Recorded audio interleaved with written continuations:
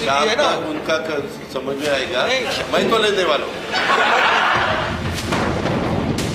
सियासत में साथ कोई भी हो और बिना लाग लपेट कुर्सी के साथ सत्ता की सुइयां मिलती रहे, ऐसी शख्सियत का नाम था अजित पवार। दादा को अनुभव है, दोपहर शाम को भी लेने का और सुबह भी लेने का। जिस राजनीति में लोग परछाई पर भी भरोसा करने में कतराते हैं, वह महाराष्ट्र के सबसे बड़े राजनीतिक परिवार चाचा की छाया से निकलकर अपने दम पर हर घड़ी मंझी सियासत अजित पवार करते आए। यहाँ तक कि सिर्फ पार्टी ही नहीं, बल्कि चाचा की पार्टी का चुनाव चिन्ह घड़ी भी अपने हाथ ले आए। अजित पवार ने कहा कि घड़ी लेनी चाहिए तो ही हम साथ जा सकते हैं। घड़ी ही अजित पवार का अंतिम वक्त तक निशान रही। यही घड़ी जिंदगी की अंतिम घड़ी में अजित पवार की पहचान कराने वाली अंतिम निशानी बनी। दादा का कुछ भी चेहरा नहीं दिख रहा, सिर्फ घड़ी दिख रही थी, घड़ी।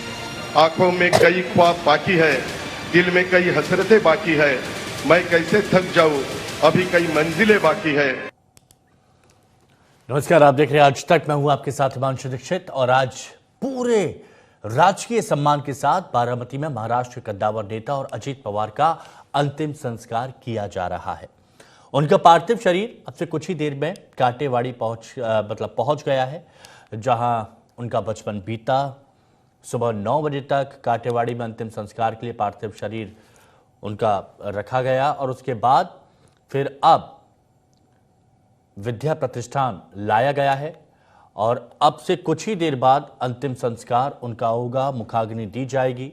देवेंद्र फडणवीस, एकनाथ शिंदे, उद्धव ठाकरे सहित महाराष्ट्र के कई बड़े कद्दावर नेता अंतिम संस्कार में शामिल होंगे, उन्हें आखिरी विदाई देंगे। अमित शाह और नितिन नवीन भी बारामती पहुंच चुके हैं और वीआईपी मूवमेंट को देखते हुए विद्या प्रतिष्ठान में बड़ी संख्या में सुरक्षाकर्मी भी तैनात किए गए हैं। देखिए, आपको याद है कि कल प्लेन क्रैश हुआ, अजित पवार का देहांत हो गया था और उनके साथ में 4 और लोग थे उस प्लेन में, प्राइवेट जेट में, जो क्रैश हो गया। एयर स्ट्रिप से महज 50 मीटर की दूरी पर जब क्रैश हुआ तो उस प्लेन में कोई भी नहीं बचा। और उसके बाद अब वो तस्वीरें हम आपको दिखा रहे हैं बारामती से, कांटेवाड़ी से, जहां उनका अंतिम संस्कार किया जाना है। कुछ ही देर में मुखाग्नि उनको दी जाएगी। महाराष्ट्र के डिप्टी सीएम अजित पवार को विमान हादसे में अपनी जान गंवानी पड़ी। अजित पवार के निधन के बाद प्लेन क्रैश और उनकी पार्टी के भविष्य को लेकर कई सवाल हैं। कुछ सियासी पार्टियों ने विमान हादसे को लेकर सवाल उठाए हैं, वहीं अजित पवार की पार्टी की बागडोर कौन संभालेगा, अब सबसे बड़ा सवाल यही बना हुआ है।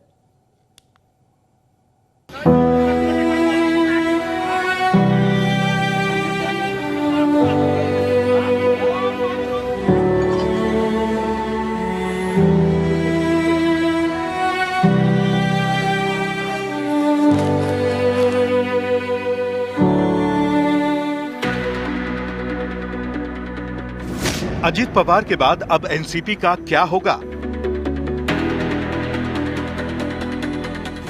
शरद गुट में विलय या नया रास्ता चुनेगी पार्टी? क्या महाराष्ट्र की सियासत में बदलाव आएगा? क्या फडणवीस सरकार पर पड़ेगा बड़ा असर? अब अजित पवार का उत्तराधिकारी कौन होगा? महाराष्ट्र की राजनीति के धुरंधर अजित पवार अब इस दुनिया में नहीं हैं। विमान हादसे ने महाराष्ट्र की सियासत के चमकते सितारे के सफर पर विराम लगा दिया। अजित पवार 6 बार महाराष्ट्र के डिप्टी सीएम बने। उनके सियासी कद का अंदाजा इसी बात से लगाया जा सकता है कि वो महाराष्ट्र में सबसे लंबे वक्त तक उप मुख्यमंत्री रहने वाले इकलौते नेता रहे। मैक्सिमम नंबर ऑफ टाइम्स उप मुख्यमंत्री स्वेर इन हुए 5 बार। 5 बार। कभी कभी लगता है यार मुख्यमंत्री बनना है। अरे बनना है, लेकिन हमारी गाड़ी वहां ही अटकती है तो क्या करें? नहीं तो... मैं कोशिश करता हूं कि वहां आगे भी जाए, आगे भी जाए, आगे भी जाए, लेकिन चांस नहीं मिलता। अजित पवार को दादा कहा जाता था, जो उनकी मजबूत सियासी पकड़ और लोगों में सम्मान के भाव को दर्शाता है।